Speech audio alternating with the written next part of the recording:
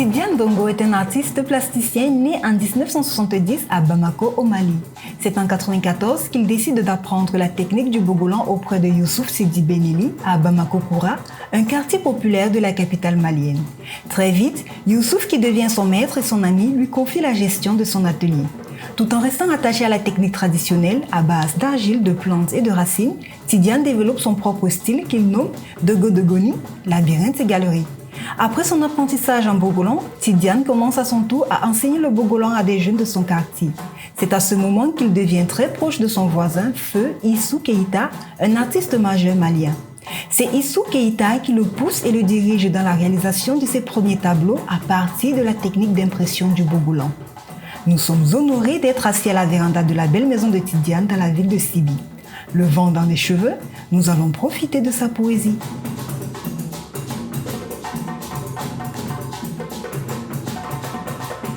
À suivre donc la pause d'art.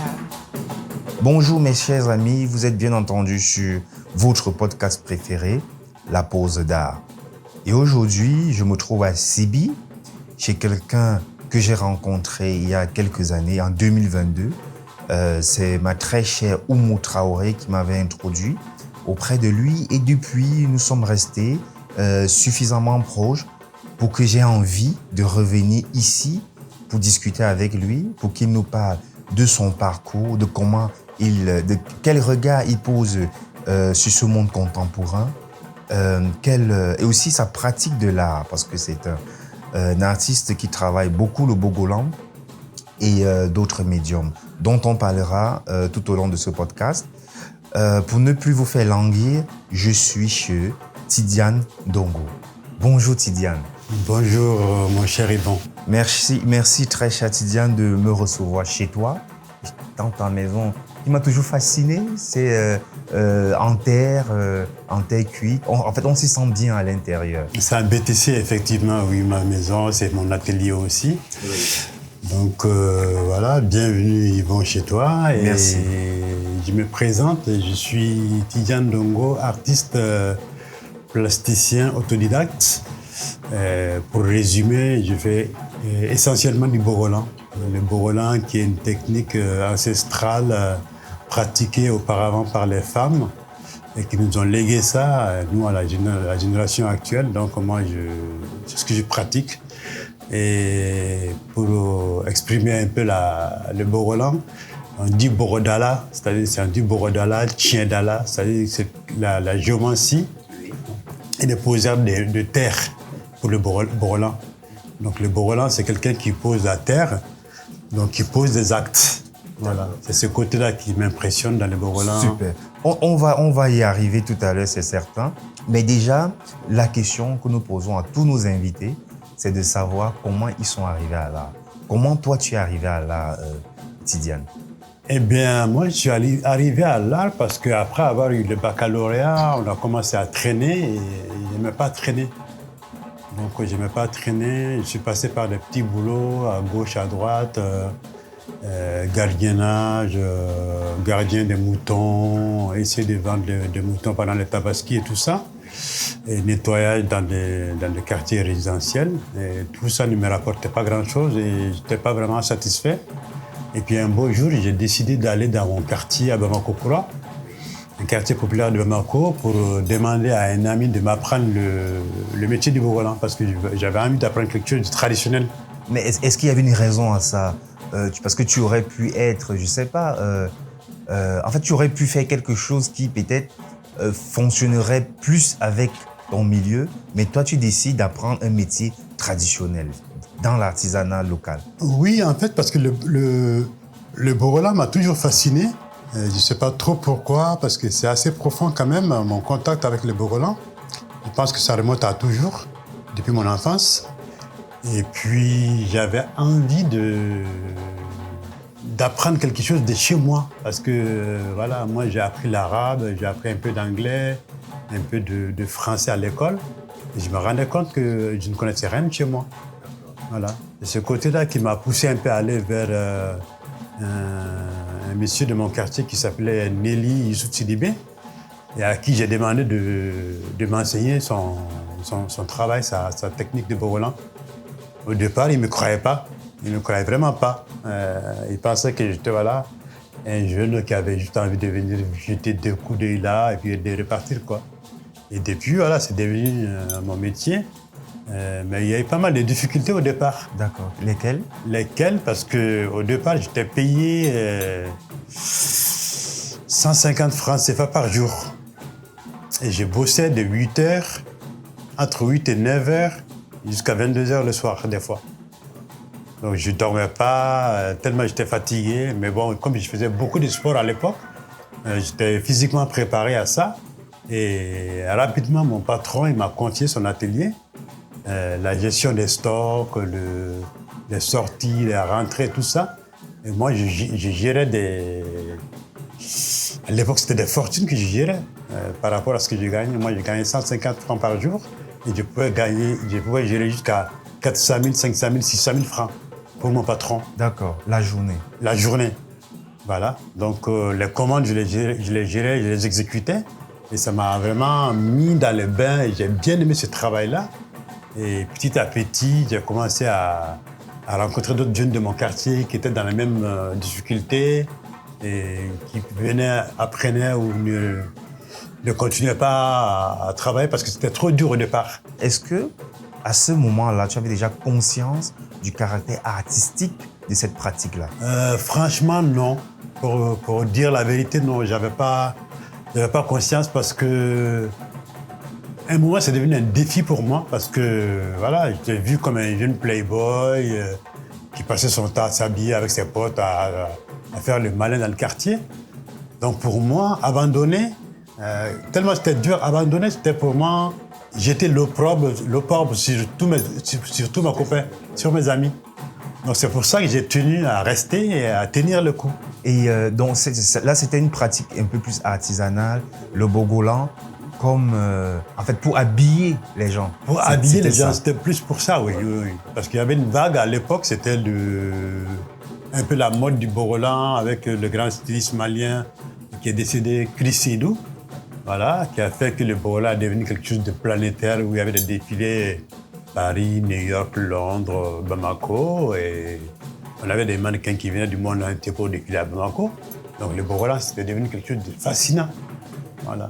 Et ça c'était là qui m'ensorcelait un tout petit peu aussi, quoi. Ok. Et du coup, et après, bon, là, tu as appris la technique. C'est à ce moment-là que tu as appris la technique.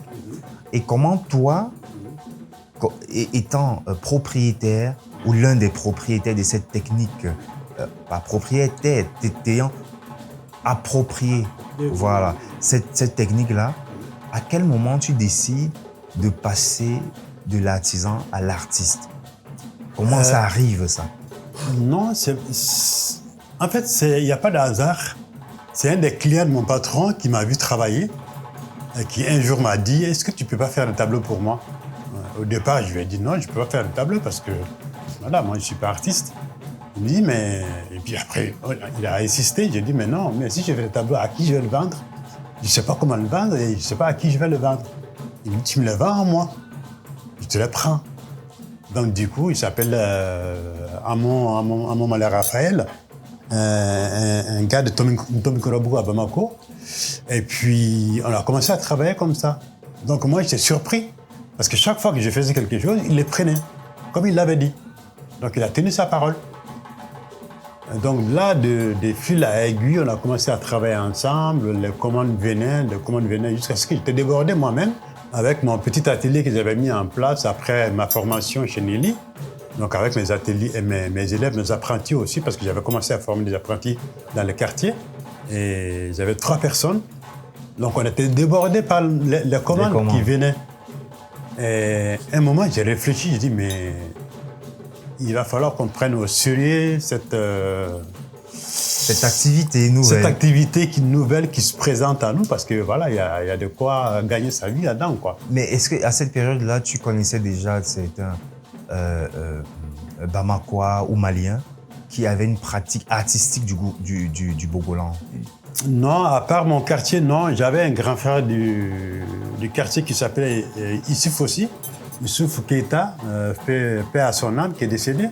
c'était mon voisin direct, quoi. Donc lui, il faisait plutôt de la peinture.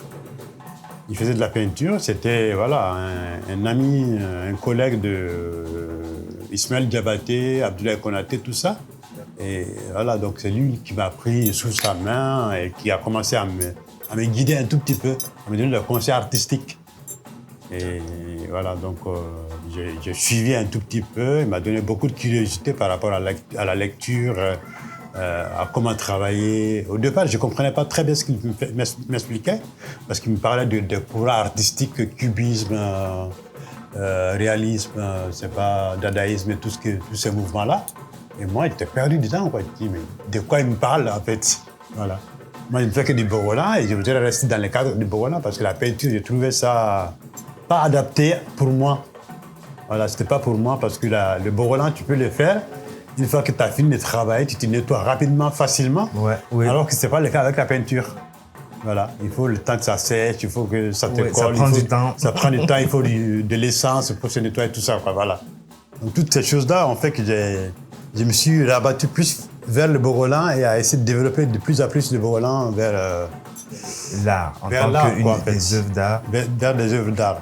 Et c'est après ça que tu décides de t'exiler en France ça vient immédiatement ou bien il y a... Non, ça n'est pas venu immédiatement. C'est venu parce que j'avais des contacts avec l'étranger. Et puis à un moment, j'ai fait le costume d'un ballet d'un peu ma petite sœur française qui avait monté sa compagnie de danse. Et puis qui s'appelle Magali Julien, qui est de Marseille, exactement depuis Sainte-Thérèse-Parade.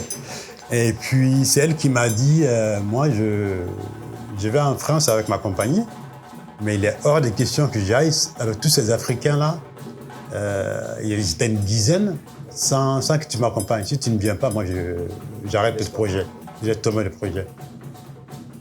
Au départ, je pensais que c'était juste comme ça. J'ai dit non, allez-y, moi, je me retrouve là-bas. Donc, on a décidé comme ça, sauf qu'ils sont partis. Après, ils ont insisté pour que je vienne. Voilà, donc ça a été mon premier voyage en France en 99. Et c'est tombé sur le Festival d'Avignon.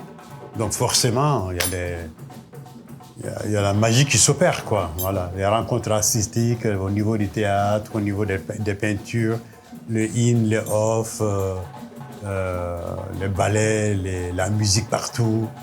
Et ça a été assez inspirant, assez riche. Après ça, comment a évolué ton travail? Est-ce que tu crois que ton travail a été aussi un peu inspiré de tout ce que tu as rencontré ou ta période française quand tu y étais? Disons que j'avais les idées déjà parce que je lis beaucoup. Ouais, j'aime beaucoup la lecture et je lisais beaucoup. Et c'est ce qui a fait que voilà, mon expression en français s'améliore de plus en plus de jour en jour. Et cet amour pour le français qui m'a permis de me familiariser beaucoup plus avec les Français, à les comprendre beaucoup plus rapidement. Parce que dans les échanges, je n'étais pas perdu.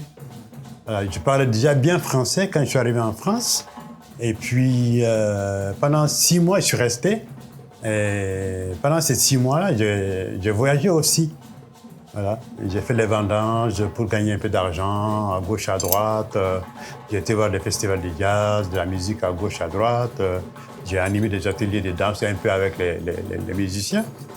Et puis finalement, j'ai voyagé en Bretagne. Je suis parti d'abord de faire tout le sud, aller voir des amis Montpellier, Toulouse. Oui. Et puis après de là-bas, je suis remonté jusqu'en Bretagne pour rencontrer de nouvelles amis. Des gens que j'ai rencontrés pendant les vendanges. Okay. Voilà. Et puis après, inconsciemment, j'ai voyagé comme ça, presque sans argent. Ok. Voilà. C'était la belle époque. C'était la belle époque, en fait. Ouais. Voilà. Inconscient, tout le monde se souciait de moi. Mais moi, je ne m'inquiétais pas parce que voilà, j'ai voyagé comme j'étais au Mali. Quoi. Je me dis, il n'y a pas de souci, il n'y a pas de problème. Voilà. À reprendre aujourd'hui, je pense que je vais hésiter. Réfléchir à deux fois. Réfléchir à deux fois, oui. J'imagine.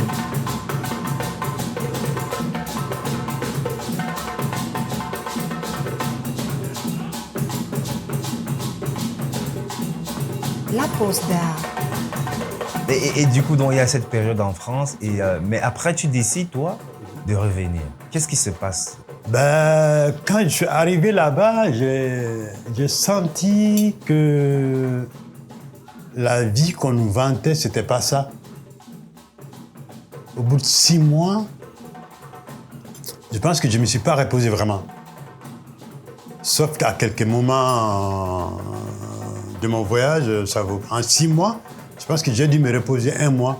Et chaque fois que j'étais en campagne, chez des gens hors des grandes villes, et chaque fois, il y avait ce bourdonnement que j'entendais partout, les moteurs qu'on entend partout, la respiration des machines, des ascenseurs, tout ce que tu veux, les autoroutes et tout ça. Et c'est quelque chose qui m'a interpellé. Donc du coup, j'en ai profité pour aller voir mes amis un peu à gauche et à droite, à Paris et tout ça. Des gens qui étaient un peu des sans-papiers, que moi j'appelle les PD, excuse-moi de l'expression, parce que c'est des privés de droit. Voilà, donc on les appelait comme ça en fait, entre nous dans le jargon. D'accord, privé de droit, vous dites PD. On dit PD, voilà. Donc on dit c'est des PD, voilà. C'est des privés de droit, au lieu de les appeler sans-papiers, appelez-les des PD tout simplement.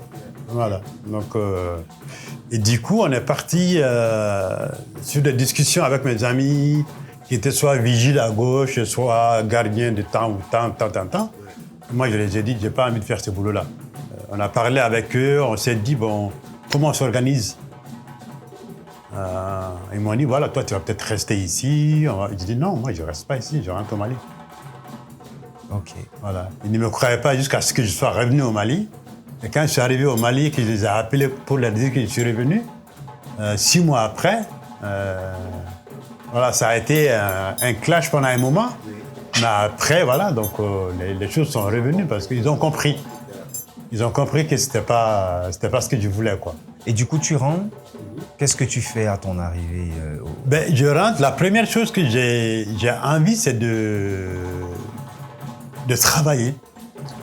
C'est de travailler. Donc, je me mets à lire, je me mets à faire des recherches sur les signes du Bogolan, les idéogrammes, Bamana. Et puis, je vais de librairie en librairie, de bibliothèque en bibliothèque. Et puis, petit à petit, je commence à consulter des documents pour récupérer des idéogrammes par-ci, par-là, griffonnés là, des idéogrammes Dogon, Bamana, Sénoufo. Tout était mélangé, en fait. Ouais. Là, c'était une période où tu as vraiment essayé de travailler sur la jeunesse du Bogolan, l'historicité du Bogolan. D'accord. Est-ce que peux-tu nous partager aussi ce savoir-là, s'il te plaît? Parce que nous, au Cameroun, le Bogolan, je te l'avoue, c'est très courtisé au Cameroun. Les gens aiment énormément ce tissu et je pense à une très bonne amie à moi, Sylvia Somba, qui l'a même commercialisé à un moment donné. Mais la genèse, l'histoire qu'il y a derrière le Bogolan, peux-tu nous en parler, s'il te plaît? En fait, l'histoire du Bogolan, ça remonte à très très longtemps. On n'a pas de datation exacte, mais toujours est-il que c'est les femmes qui ont découvert le Bogolan. Comme elles se transmettaient leurs secrets d'autres façons, sur d'autres supports, avec d'autres moyens, à travers la musique par exemple. Et quand elles ont découvert le Bogolan, qui est devenu leur matière principale, les femmes âgées ont décidé de transmettre les motifs à travers ce tissu-là. C'est-à-dire que chaque motif a une signification et un symbolique très, très, très, très fort. Quand on prend l'un des motifs du Bogolan, qui est le basso, c'est littéralement, ça veut dire une grande maison. Ba, c'est la maison, et so, c'est... Ba, c'est la mer, so, c'est la maison. Voilà, donc c'est basso, matrice en fait, la matrice. Donc qui ne vient pas d'une matrice? Déjà, pour partir. Voilà. Et ce basso-là est composé d'un point et un cercle autour. Ce point-là s'appelle Ntomi. Ntomi, c'est l'atome. C'est la plus petite chose. On appelle ça kissé en Bamana. Kissé, c'est graine en fait. Voilà. Donc tout ça, c'est pour dire la richesse de la chose. Voilà. Et beaucoup de gens me disent, mais le Bogolan, c'est assez répétitif. Est-ce que ça peut être aussi significatif? Je dis, mais non, c'est aussi significatif en fait. Parce que c'est cette humilité-là qui nous manque aujourd'hui, que les femmes essaient de nous transmettre. Elles ont toujours fait la même chose, parce qu'en fait, quand on donne le Bogolan à quelqu'un, c'est un vœu qu'envers la personne. En même temps, c'est une protection pour la personne. ce n'est jamais gratuit. C'est pas fait comme ça, en fait, quoi. Voilà. Donc, quand on donne un pain, par exemple, à une jeune fille, on voit les traits de caractère de la jeune fille, ses points faibles, ses points forts, et on met tout dans ces pains-là. Que la jeune fille ne peut pas lire, que les gens ne peuvent pas lire, mais que les initiés dans les villages comprennent le message qui est transmis à travers. Donc c'était le bogolan, c'est aussi une forme d'écriture. C'est une forme d'écriture, ouais. C'est une forme d'écriture très très codée, mais en même temps très très simple. Mais il est bon de dire aussi pour ceux qui ne... Parce qu'en parlant du bogolan, toi et moi, tu sais très bien ce que c'est, moi plus ou moins. Mais il faut, juste pour ceux qui nous écoutent, le bogolan, c'est une technique, je dirais peut-être d'impression sur le tissu qui utilise et la terre, l'argile, je ne sais pas trop.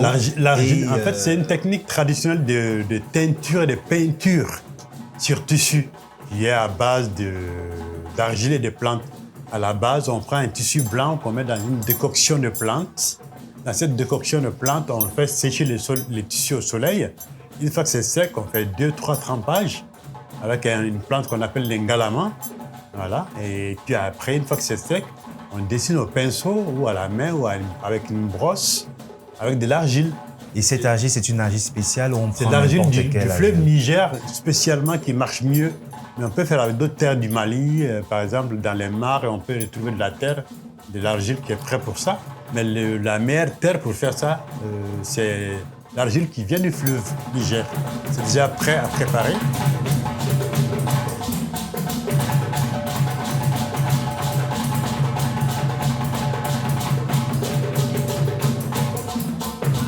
La pause d'art. On a fait une petite digression. Tu disais, voilà, le bogolan, ce sont les femmes qui ont été la matrice de cette forme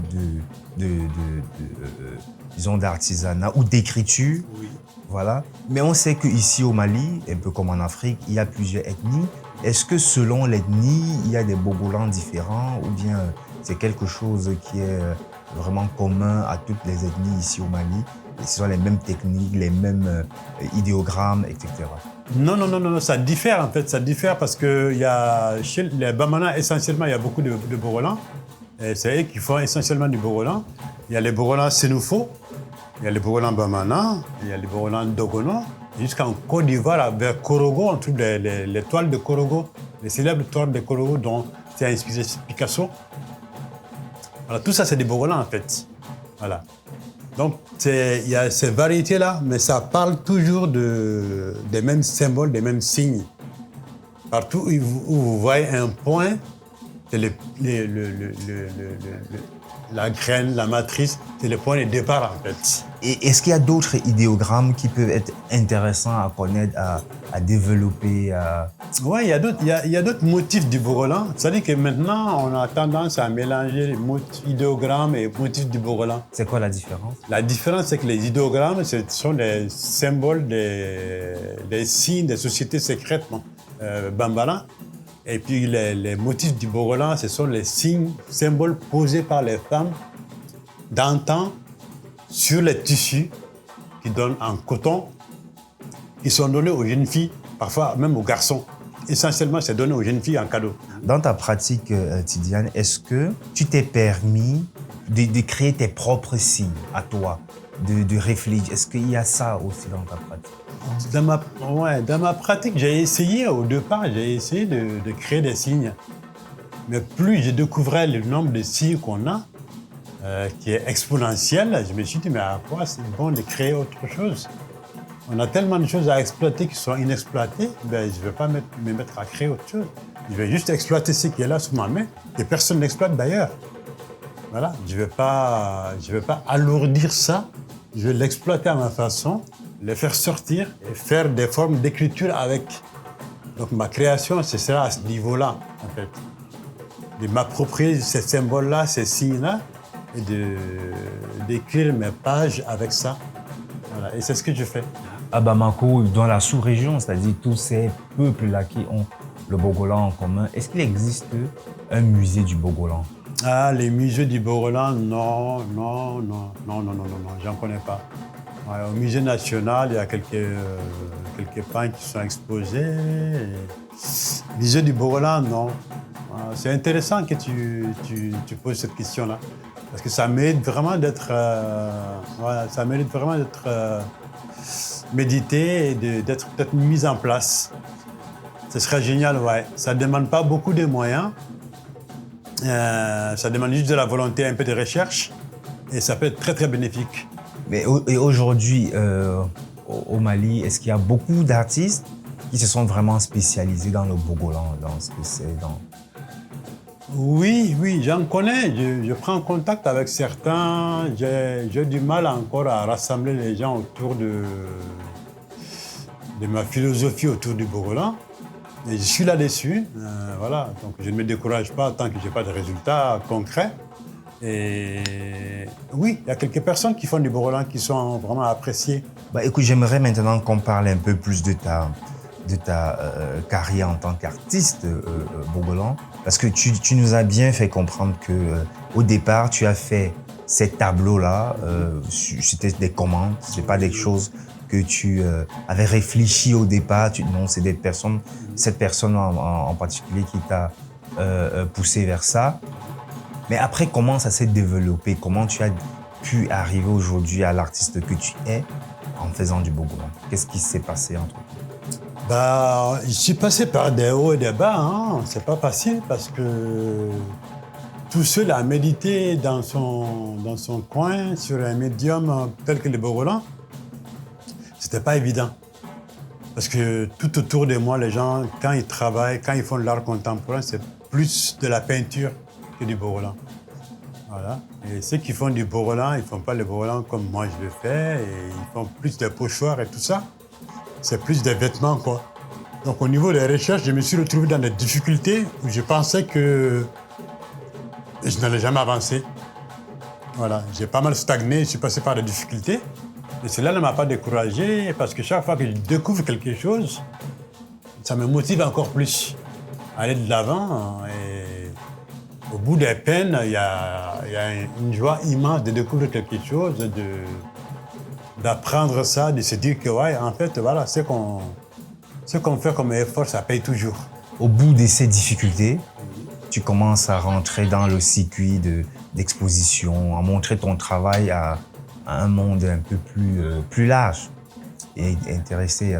C'est à force de persévérance parce qu'après avoir vécu en Europe, un peu en Occident, essentiellement en Belgique et en France, voilà, j'ai eu la chance de rencontrer un grand monsieur qui est Youssouf Tata Cissé, un homme très connu, très respecté, fait à son âme. Je crois que j'ai été son dernier disciple qui m'a aidé à revenir au Mali. Donc on a décidé de travailler ensemble. Enfin, il a décidé de me prendre et de travailler avec moi. Et voilà, c'est juste après ça qu'il est décédé. Et moi, j'ai fait le saut avant. Je suis venu au Mali avant lui. Et depuis ce moment-là, j'ai dit, voilà, je ne pars plus, quoi. Parce que sa volonté, c'était que les choses se passent au Mali, les choses se passent en Afrique.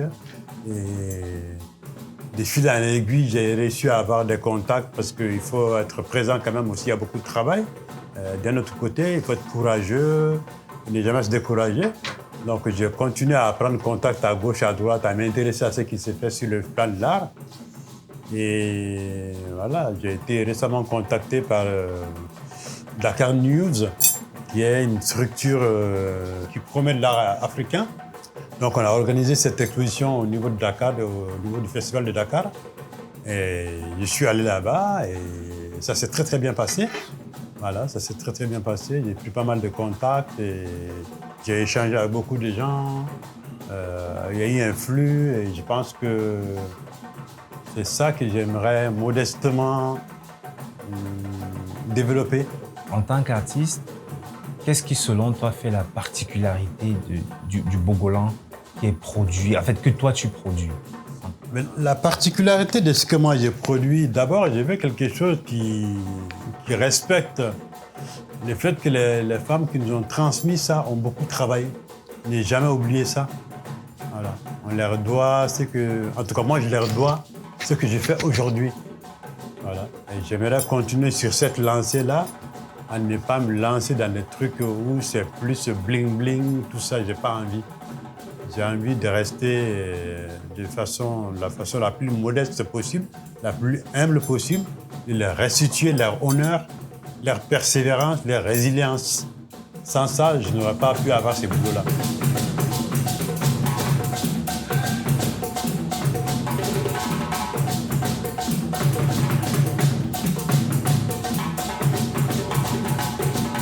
La pause d'art.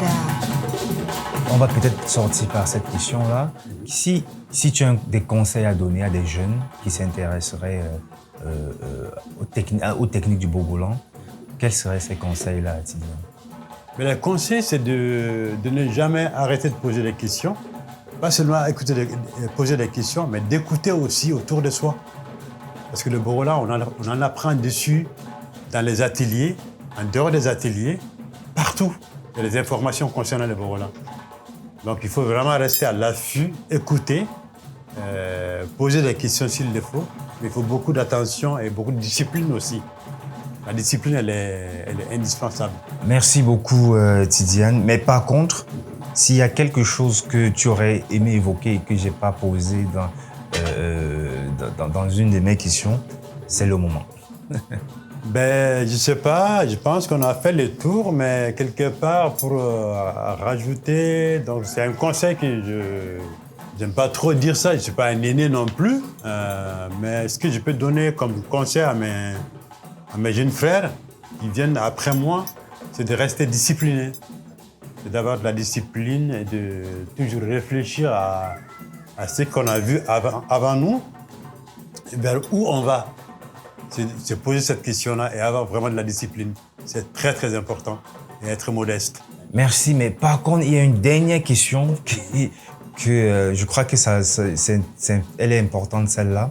C'est le Bogolan vu par les créateurs aujourd'hui. Parce que, en fait, quel regard toi tu portes sur le fait que aujourd'hui le Bogolan est devenu vraiment des imprimés?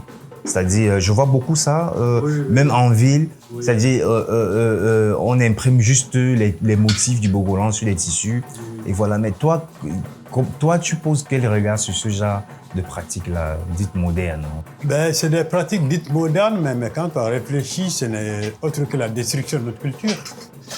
Voilà. Parce que je ne pense pas que ce soit des produits manufacturés chez nous qui font ces produits, qui font ces pains-là, ces tissus-là. Et ça vient de Chine en général. Donc, ce n'est pas notre avantage. Ça tue le boulot, ça tue notre métier. Et franchement, s'il y a moyen de faire quelque chose contre ça, je pense qu'il faut pas tarder. Merci beaucoup, Tidiane. Merci de m'avoir reçu chez toi. Merci, Yvon. J'ai passé un moment merveilleux. Chez moi, c'est chez toi aussi. Merci beaucoup. Merci beaucoup. À la prochaine. À la prochaine. Et je me promets, la prochaine fois que je viendrai au Mali, je viendrai apprendre à faire le Bogolan chez toi. Avec plaisir. Certain. Avec plaisir. Merci. Merci à vous d'être si nombreux à nous écouter. Nous vous donnons rendez-vous la semaine prochaine pour aller à la découverte d'une histoire intimement liée à l'art. La pause d'art est une idée d'Yvon Gassam. Voix off, Solange Nembe. Musique, Tumo. Mixage, Ralin Gangmo. Réalisation, Yvon Gassam. La pause d'art est un podcast produit par African Entertainment avec le soutien du laboratoire de théâtre de Yaoundé, Otni et de Satek Records.